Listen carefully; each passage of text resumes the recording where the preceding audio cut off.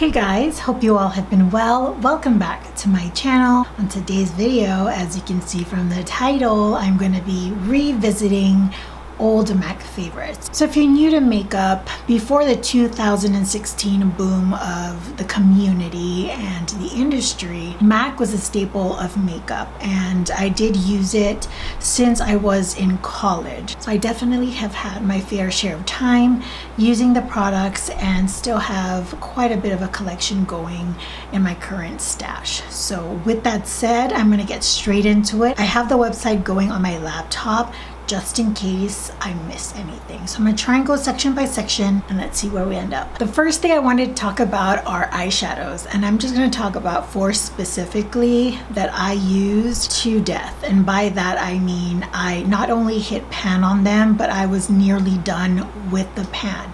We all know how hard it is to finish an eyeshadow, especially if it's one that you're not just gonna, lay all over your lid, say a cream shade. No, these are legit colors that you would place and build some kind of look out of, and for the most part they're dark. So the first shade is Carbon. Carbon is the matte black eyeshadow of MAC. Now I'm honestly not sure of whether or not these products are still available. I didn't plan on doing any research because I'm not recommending them, I'm just talking about them. But going back, I used Carbon all the time. I had 2 options of a black eyeshadow. So I had Carbon, which was the matte, and then I had Black Tide, which was matte with a whole bunch of glitter in it. So depending on how I wanted my makeup to look, I kind of tossed between the 2. And that might be the reason why I still like having a matte black or a black option in my eyeshadow collection, because I've kind of have always used it throughout the entirety of my makeup usage. So it was either Black Tide or Carbon. Now my brown eyeshadow was Embark, and I think it was probably the eyeshadow that I used the most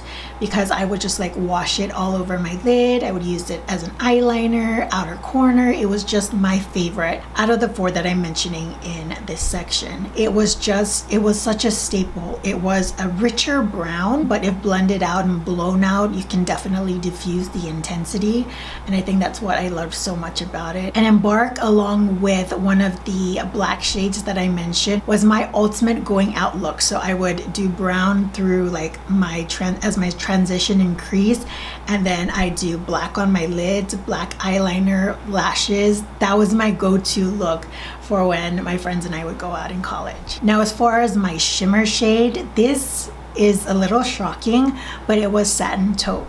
And looking back and reflecting on that shade and where I am now in terms of eyeshadow preference, that is not my first shade selection, but I have panned that eyeshadow twice. It was pretty much my only lid shade, and for Embark and Satin Taupe I had them in holiday collections, and I got Satin Taupe twice. So I had 2 separate pans and I hit pan in both. I honestly don't know if MAC's eyeshadow formula is the same because a lot of my eyeshadows are old, so I can't say with certainty that you should get this. I'm more of a check it out, and I know that at this time it's just not possible for people to swatch, so maybe just hold off, and then when things they lighten up a little bit, then definitely give them a swatch, because I really don't know if formulation is still the same. But once upon a time, the ones that I would use, they were so good.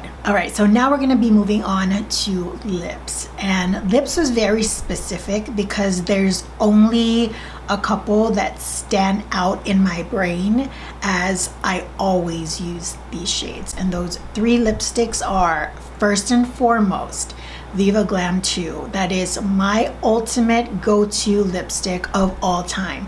That lipstick I repurchased 3 times because I finished it twice. Earlier I was trying to think about how many times I owned it, and I'm pretty confident that that's the number. So that definitely says a lot about how much I like that lipstick. Second one, and coming pretty close I would say, is Blankety, and it is another lighter nude lipstick. At the time that I was using it in high frequency, that was the go-to look, a lighter nude lipstick and a smoky eye, and I pretty much use Viva Glam 2 and Blankety interchangeably.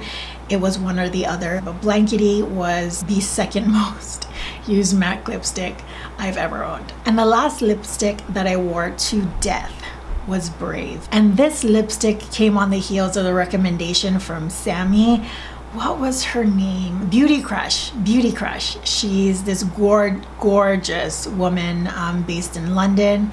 And she used to use Brave all the time. And when I saw her put it on, I said, that I'm gonna get that lipstick. And I did, and I loved it. Now I'm more of like a Velvet Teddy, kind of sexy. But if I'm comparing those two lipsticks to the three that I wore previously, I used this side way more than any other lipstick. All right, we're gonna go to blush, and I'm gonna name you my top 3 from the beginning of time since I started building up my MAC blush collection. So the shades, in no particular order, are Melba, Gingerly, and Peaches. I have worn these shades to death. And I can say with certainty that till this day, they still are on the top of my favorite MAC blushes of all time. So Peaches is basically self-explanatory. It's a peachy orange blush.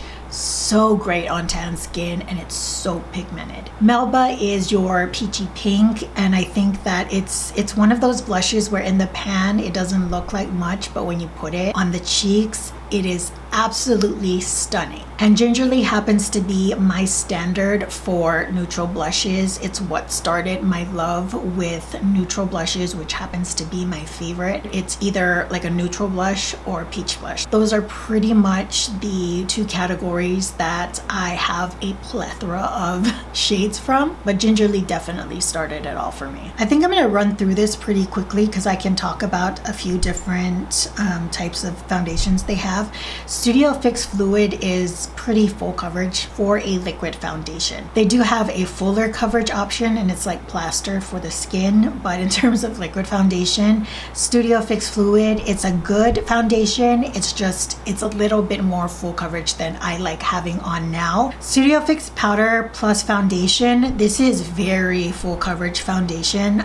If you had, let's say, a medium coverage base on and then you wanted to apply powder, you could go with Studio Fix to kind of intensify the pigment, but be careful because if you apply too much or if you're excessively oily, you're going to get creasing with that powder. I have also used the MAC's Face and Body. I really do like that foundation, and more so for days where I don't want to look like I have makeup on or I'm going for a more lighter look. And it did stay fairly well on my skin, and I sweat a lot and I'm oily, but it did work well for me. I think that when I get through some of my current foundations, I might pick up a mini size of the Face and Body again because I did really like it. Okay, this one I absolutely hated. I hated this foundation from the moment I tried it to the moment I decluttered it.